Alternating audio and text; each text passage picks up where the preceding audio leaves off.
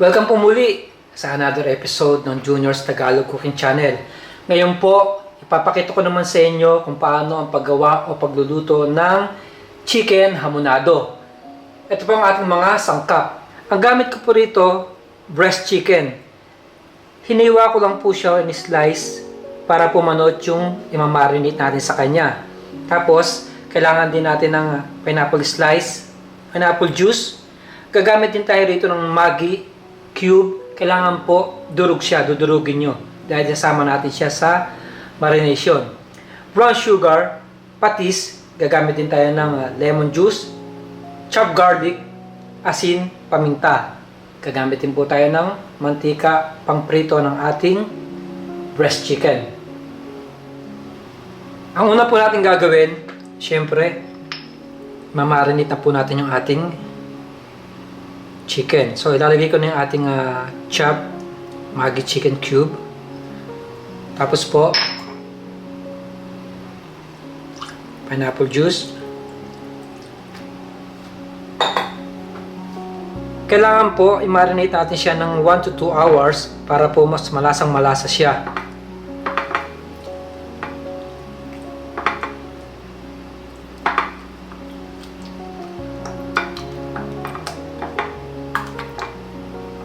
Tapos tatakpan ko po siya ng aking cling film.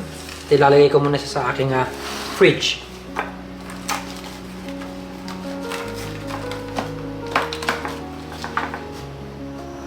Okay po, pupunta na tayo sa second stage ng pagluluto ng ating chicken hamonado. Mainit na po yung aking mantika. Tapos po tinanggal ko na po yung ating manok sa ating marinade. Mag-i-start na po tayo magprito. Uunahin ko po yung hiniwa ko, face down.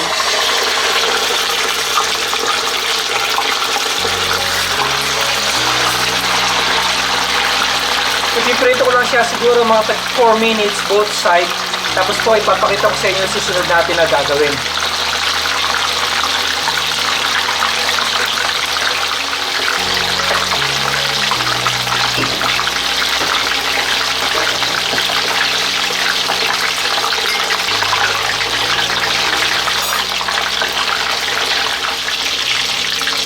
Ngayon po ibabaliktad na natin. Kung nakikita niyo po yung itim na yan, huwag po kayo mag-alala. Gawa nung sa sweetness po yun ng ating pineapple juice. Nagkakaramelize po siya.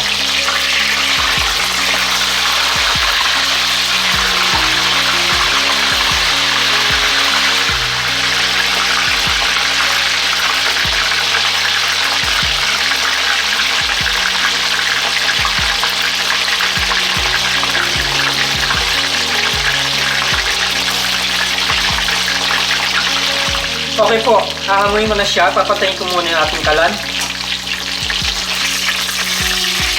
Kasi po magbabawas tayo ng mantika.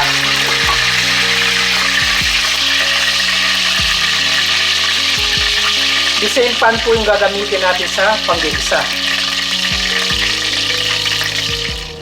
Ayan po, nakita naman ninyo, nagbawas na ako ng mantika. Ang susunod natin gagawin, maggigisa tayo ng bawang.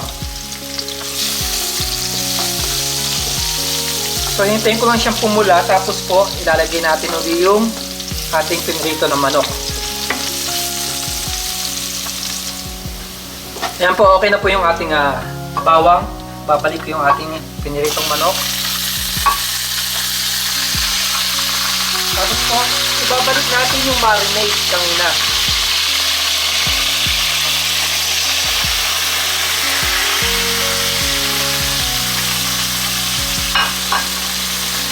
At magdadagdag pa tayo ng pineapple juice.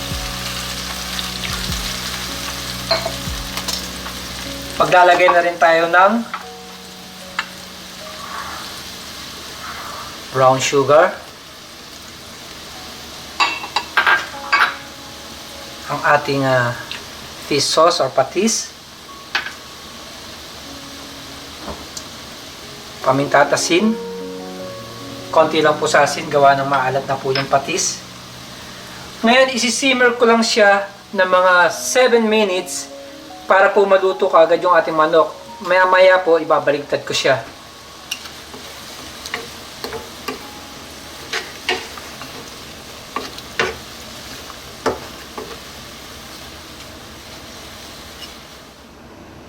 Punta na po tayo sa last stage ng ating pagluluto. Tanggalin ko na yung takip. Palabasin ko lang sandali yung steam.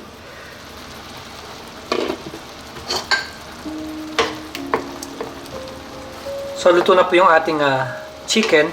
Babaliktarin ko lang. Ilalagay na po natin yung ating sliced pineapple.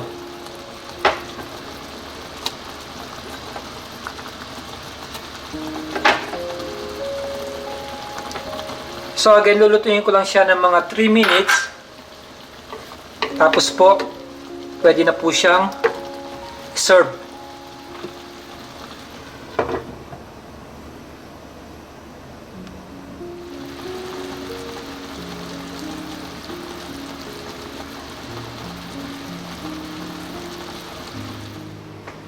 Ayan po, luto na po yung ating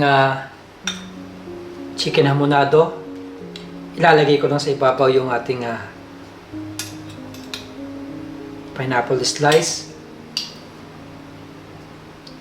Akala nyo po mahirap lutuin yung chicken hamonado, hindi po.